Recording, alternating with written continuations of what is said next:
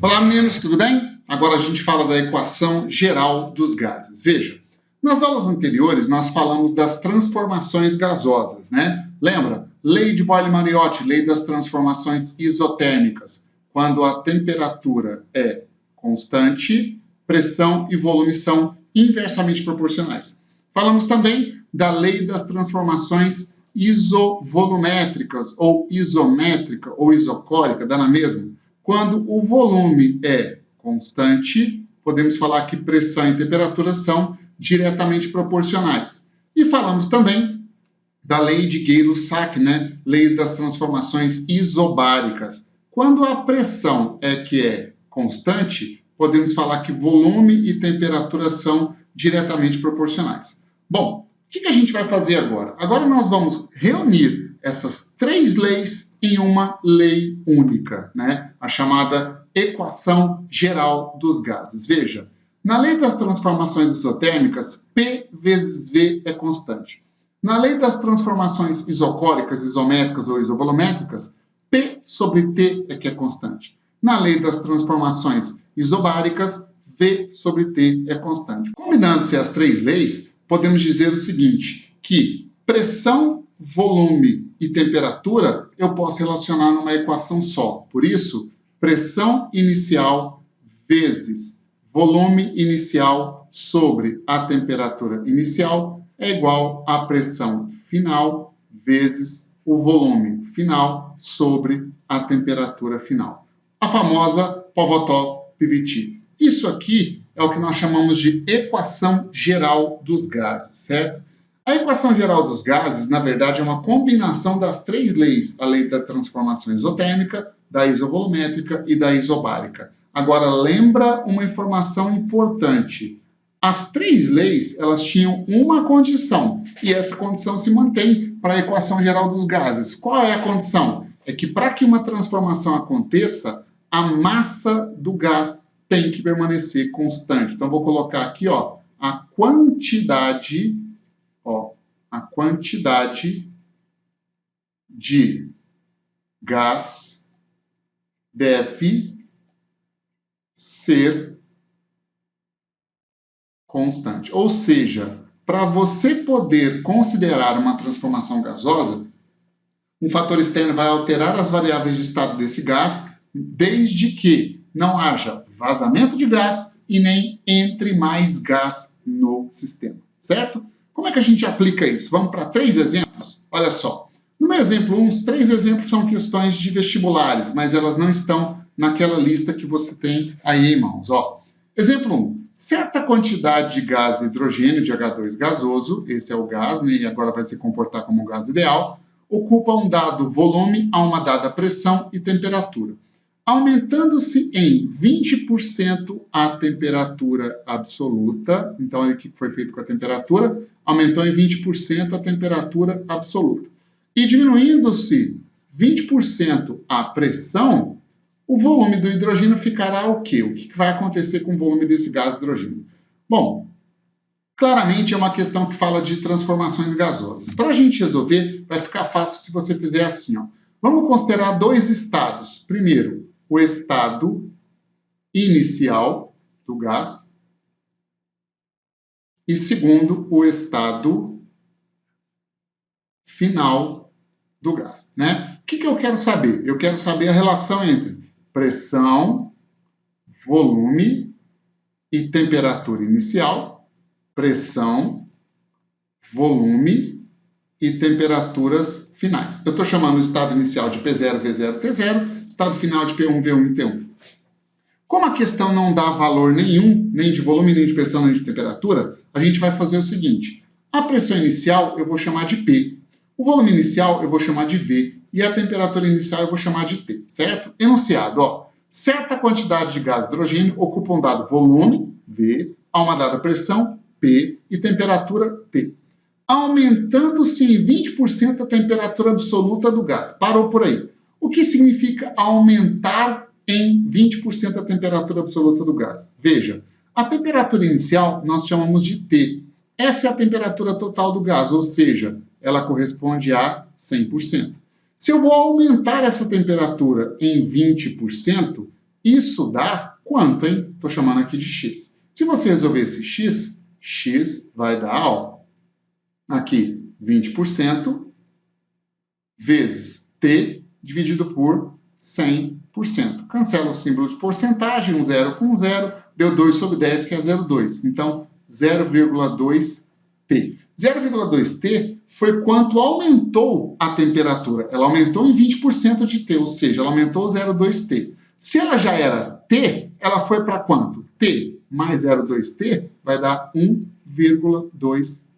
Então, se a temperatura foi de t para 1,2t, ela aumentou 20%, né? A mesma coisa a gente vai fazer com a pressão. A pressão, ele falou no enunciado, ó, diminuindo-se 20% a pressão. Eu chamei a pressão inicial de P, então P é toda a pressão inicial desse gás, ou seja, é 100%. Se ela vai diminuir 20%, ela vai diminuir quanto? Estou chamando aqui de Y, né? Esse valor Y vai dar, ó, 20% vezes a pressão P sobre 100%. Da mesma forma, isso aqui vai dar 0,2P. Só que agora a pressão diminuiu. Ela diminuiu 0,2P. Se ela era P e diminuiu 0,2P, ela passou a ser quanto? Passou a ser 0,8P. Aonde? Por que 0,8? Porque é 1 menos 0,2, né? Então, o volume final é o que eu quero saber. Inclusive, foi a pergunta da questão, certo? Durante essa transformação gasosa, deixa eu pegar um marca-texto aqui, ó, para a gente entender. Ó. Então, o estado inicial desse gás tem pressão inicial P, volume inicial V e temperatura inicial T. Já o estado final desse gás tem pressão inicial, pressão final, né, 0,8P, o volume final é o que eu quero saber e a temperatura final, 1,2T. Como é que a gente descobre a temperatura, aliás, o volume final? Transformação gasosa. Houve variação nas variáveis de estado e o enunciado não deixa claro se houve vazamento nem entrou mais gás no sistema, ou seja, a quantidade de gás não foi alterada. Portanto, aplicando-se a equação geral dos gases, ora, eu posso dizer o seguinte, que P0, V0 sobre T0 é igual a P1, V1 sobre T1, a famosa Povotó-Piviti, certo? Substituindo os valores agora na equação geral dos gases. A pressão inicial a gente chamou de P, volume inicial nós chamamos de V e a temperatura inicial nós chamamos de T. Pressão final foi para quanto? Foi para 0,8P vezes. Volume final é o que eu quero saber, V1. E a temperatura final foi para 1,2T. Para resolver aqui eu posso fazer o seguinte, ó, de cara eu posso simplificar P com P e posso simplificar T com T. V1 é a minha incógnita, V1 é o que eu quero descobrir, certo? Então, olha só, isolando V1, o volume final vai ficar assim. 1,2 passa para o outro lado multiplicando, então ficou 1,2 vezes o volume V, certo? E 0,8 passa dividindo, sobre 0,8. 1,2 por 0,8 dá 1,5. Logo, esse volume final deu 1,5V. Se o volume final deu 1,5V, 1,5 na verdade é 1 mais 0,5.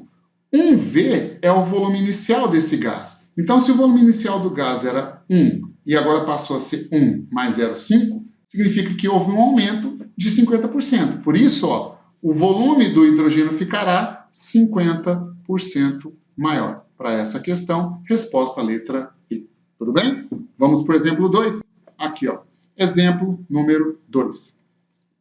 Numa transformação isotérmica de um gás ideal, quando o volume final for igual a 80% do volume inicial, então, primeiro, a transformação é uma transformação isotérmica, não é uma transformação geral, ela mantém a temperatura constante. O que aconteceu? Ora, o volume final for igual a 80% do volume inicial. Então, esse volume final diminuiu, né? A pressão final será quanto? Então, uma questão já parecida com a questão anterior. Vamos fazer igual. Ó, eu tenho para esse gás um estado inicial e tenho para esse gás um estado final, né? Eu vou chamar no estado inicial a pressão de P0, o volume de V0 e a temperatura de T0. No estado final, pressão vou chamar de P1, volume de V1, temperatura de T1. Como ele também não deu o valor, chama isso de letras, né? Como ele não deu valor, dê letras para esses valores. Ó, a pressão inicial estou chamando de P, volume inicial de V, a temperatura final de T. Primeira coisa, a transformação é isotérmica, então não houve mudança na temperatura. A temperatura final vai ser T também. Quando o volume final for igual a 80% do volume inicial. Ora, se o volume inicial é V, quanto vai valer o volume final? 80% disso, ou seja, 0,8 V. Se você quiser chegar nesse valor, você pode fazer V igual a 100%, 80% X. X vai dar 0,8 V. E ele quer saber quanto vai valer a pressão final dessa amostra gasosa. Aplicando a equação geral dos gases, ó, de novo, para voltar ao PVT, né? Aqui, P0, V0 sobre T0 é igual a P1, V1 sobre T1. Substituindo, eu chamei a pressão inicial de P, o volume inicial de V e a temperatura inicial de T. A pressão final é o que eu quero saber, vezes o volume final, que é 0,8 V, sobre a temperatura final, que é T. Então, de cara, a gente pode fazer o seguinte, ó, com a transformação isotérmica, a temperatura cai fora porque é o mesmo valor. E outra, aqui, V com V também posso simplificar. Portanto, vai ficar assim a equação, ó. Eu passo 0,8 para lá dividindo. Então, a pressão final P1 vai dar P dividido por 0,8. Aqui, na verdade, é 1 dividido por 0,8. Quanto dá 1 dividido por 0,8? 1,25. Logo, a pressão final deu 1,25 P. Ou seja, se a pressão final deu 1,25 P, o que aconteceu? Ela aumentou 25%. Lá, ó, eu tenho essa resposta aqui na letra B, ó. A pressão final será 125% da inicial. 1 mais 0,25 é um aumento de 25%. Tudo bem? Terceiro exemplo, olha só. Numa transformação isotérmica, então, primeira informação importante, a transformação é isotérmica, logo, ela mantém a sua temperatura constante. Transformação isotérmica de uma massa fixa de um gás, massa fixa, não mudou a massa do gás, é uma transformação gasosa, para que o volume diminua de 3/8 do volume inicial, isso vai exigir uma interpretação. Ó. A pressão do gás deverá fazer o quê? O que deverá acontecer com a pressão? Vamos lá? Bom, mesma coisa, ó. Vou começar aqui com o estado inicial e o gás chegará num estado final. Deixa eu chegar para lá um pouquinho, que eu vou precisar de espaço aqui. E aqui o estado final, né? Como não tem valores, ó, estado inicial, pressão P0, volume V0, temperatura T0. Estado final, pressão P1, volume V1, temperatura T1. Tem valor? Não. Então, dê valores literais. Vou chamar a pressão inicial de P, volume inicial de V e a temperatura inicial de T, certo? Ó, numa transformação isotérmica, quer dizer que a temperatura é a mesma, então a temperatura final vai ser T, certo? Para que o volume diminua de 3/8 do volume inicial. O que significa diminuir de 3/8 do volume inicial? Presta atenção aqui, ó.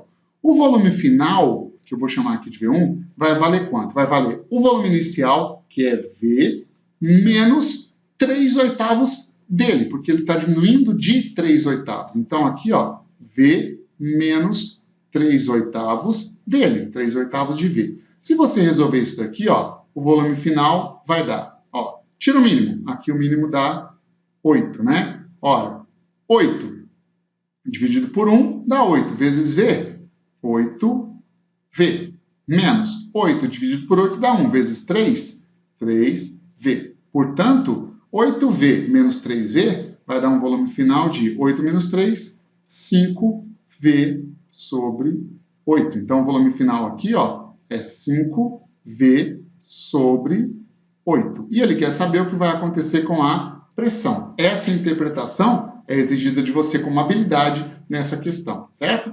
Então, aplicando a equação geral dos gases, Pov-Top e Vitti, né, nós teremos o seguinte: pressão inicial P0, V0 sobre T0 é igual a P1, V1 sobre T1. Como a transformação é isotérmica, de cara eu já posso fazer o seguinte, ó, tira a temperatura fora, ela tem o mesmo valor, né? Então, a equação ficou o seguinte: P0, que eu chamei de P, vezes volume inicial, que eu chamei de V, é igual a pressão final, que é o que a gente quer saber, vezes volume final, que é 5V sobre 8. Aqui, eu já posso simplificar V com V e eu já chego perto da minha resposta.